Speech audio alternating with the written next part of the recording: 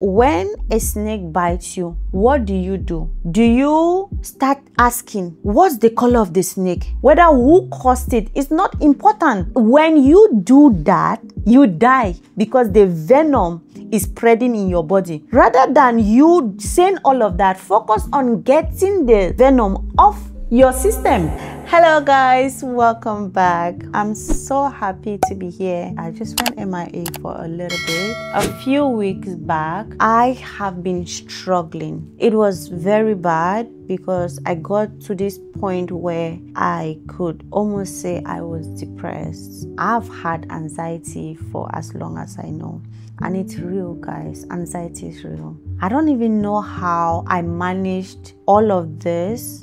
I mean, everything that was going on with me and work. And some people have what we call functional anxiety, where they can be going through it and they still manage to go about their daily routines. I'm going to be sharing with you how I came out of that space. I haven't solved the thing that triggered me or sent me into that phase of my life, but I can tell you that I no longer feel like I felt back then. I visited a book that I had listened to years back with my husband from Wayne Dyer, one of my best teachers that ever existed. And this book is Change Your Thoughts, Change Your Life. And it really did shifted my life. One thing about anxiety is your brain cannot shut down. It's picking on everything, creating scenes in your head. I just want to bring you this good news. You are not your problems. The words or the things that are playing in your head, they are outside of you. You are an observer. You don't even know the next thought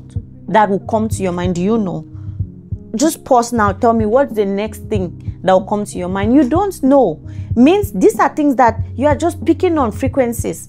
You are not your thoughts. They are not yours. You are just an observer. Meaning a thought can come, you take it, and you trash it.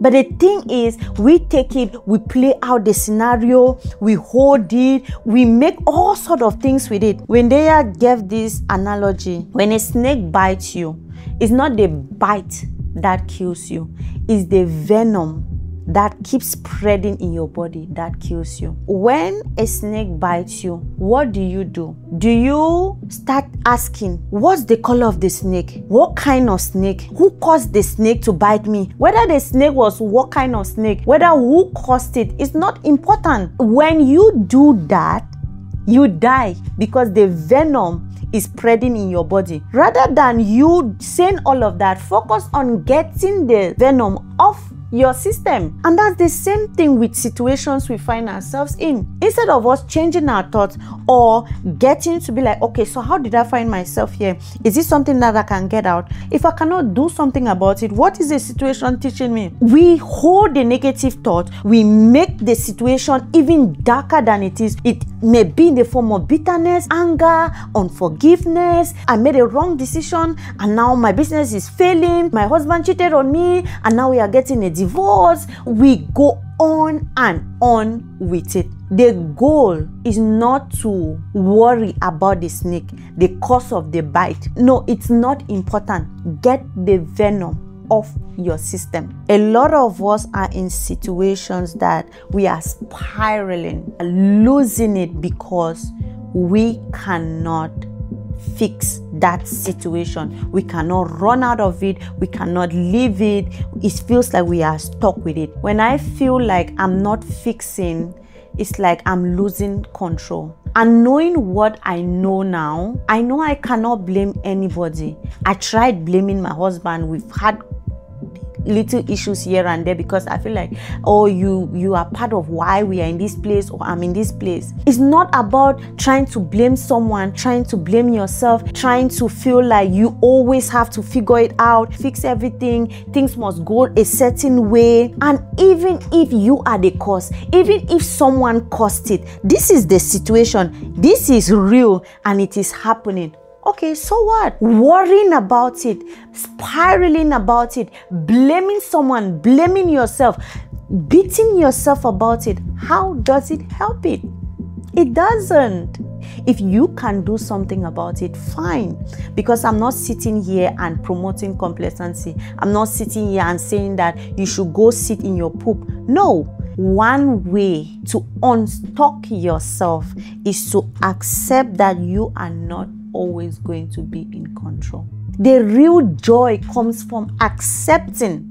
It's one thing to accept with time, but being in it, in the heat of it, and accepting that it is hot and I cannot do anything about it and it is okay.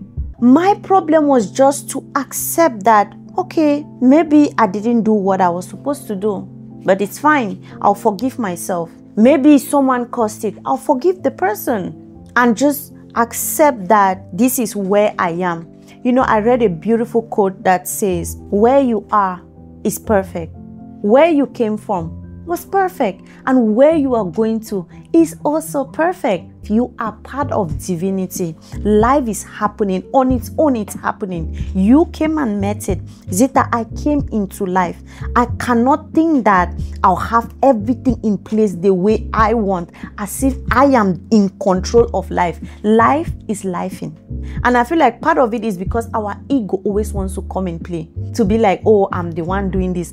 I remember when they are saying that ego, ego, is edging God out. It's like you are saying, God, it's okay, I got this.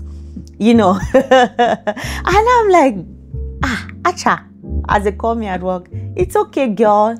You will not always have it figured out. One thing that came up for me during this point that really helped me come out of whatever thing I was going through is to remember that happiness is not a destination. We find happiness in our everyday life, in moments. For a moment, I thought that I would be happy when I achieve this thing at this time. Happiness is not a destination. It's in moments. Happiness is in the process. I just needed to remember that.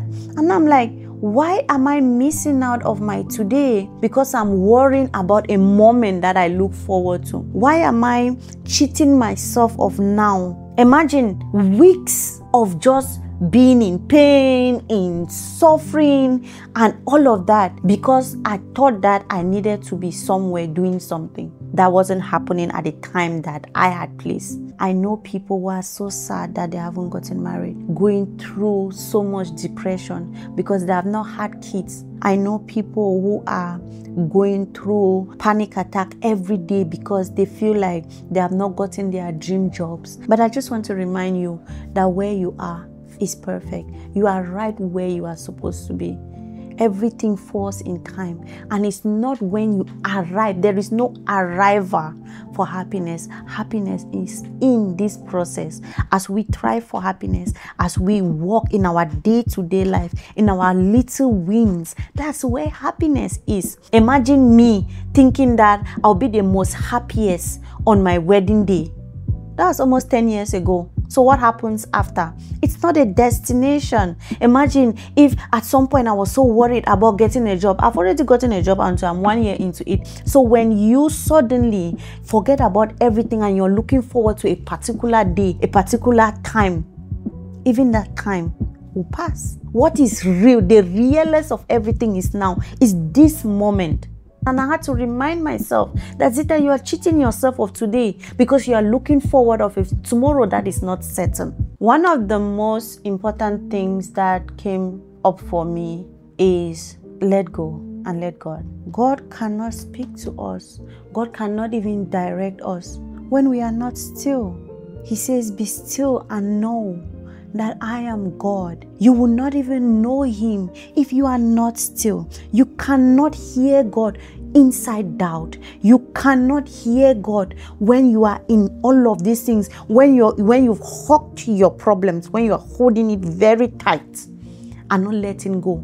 You have to let go and let God come in and help you, and let God come in and direct you, and let God come in and give you that peace that surpasses all understanding. And that's why you see some people are in this peace that you are like, how can you be at peace when there is this chaos? It's because they have mastered the art of letting go. Let go and let God.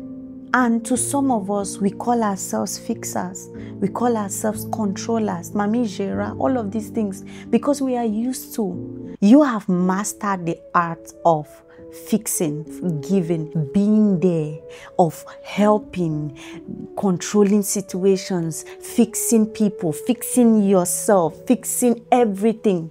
I want to just call you to a new era. What about you start letting go and let God take care of you? Let things fall into place the way they are meant to be. Worrying about it will not help you. Bothering about it, repeating it over and over in your head will not even change it. You only hear God. You only see clearly. You only be able to master darkness when you let go. When you drop, when you put your shoulders down and you begin to breathe and you begin to be in the present, and then you start noticing things. You start seeing the beauty of life. You start seeing how God can lead your path, and you go every day, one day to the next, to the month, with joy and happiness. Don't cheat yourself of life, of happiness, of the joy. It is not God's wish for us to live in chaos. We are the ones that have held onto chaos. The Bible says, be still. And I call upon you to be still. Really, really learn to let go. I don't know where you are in your life. I don't know if you are going through it now, or no matter what. I don't know the name of the thing. I don't know what the situation is. Or there comes a time when you find yourself in a situation like this. I want you to remember this day. Let go and let God. Bring yourself into the now. You are not your problems. You are not your thoughts. You have the power to choose happiness over chaos. You have the power to choose joy over worry. And now I walk into my day and I see things that make me happy. And the situation might not change, but it is not that bad. It was not that bad even in the first place. It was really nothing. I was just the one trying to play God. But we are only humans. Let's be human and let God be God. I just want you to know that I'm rooting for you, and I want you to always remember that you are making a choice. You have that much power. You decide where your energy goes to. Will you give it to worry, or will you put it towards empowering yourself? At the end of the day, I will say what I say. The books will say what they say. The people around you will say what they say. But only you have the power to save yourself. Only you can take the decision to say, I'm going to drop this thing I'm holding on to, this pain I'm holding on to, this unforgiveness I'm holding on to, this bitterness I'm holding on to, and choose happiness and choose light. It's all a decision only you can make, and you have it in you. It was not God's intention to see you in pain. It has never been. Pain is just because we have chosen to call it pain. Remember what I said? Everything that happened is just what is. We make it by giving the energy that we choose to give to it. So I hope and I pray that you choose happiness, you choose light. I hope and I pray that you let your guards down and really trust that you are part of a beautiful universe, and that God loves you and He wants to come in and help you. Be still this week. For the first time, just breathe and let God lead. I will see you on my next video. I want to hear from you. If I have not responded to your comments, it doesn't mean I haven't seen them. I read each and every one of them, and I'll be responding as soon as I can. Let me hear from you. Tell me your stories in the comment section, and I see you in my next video.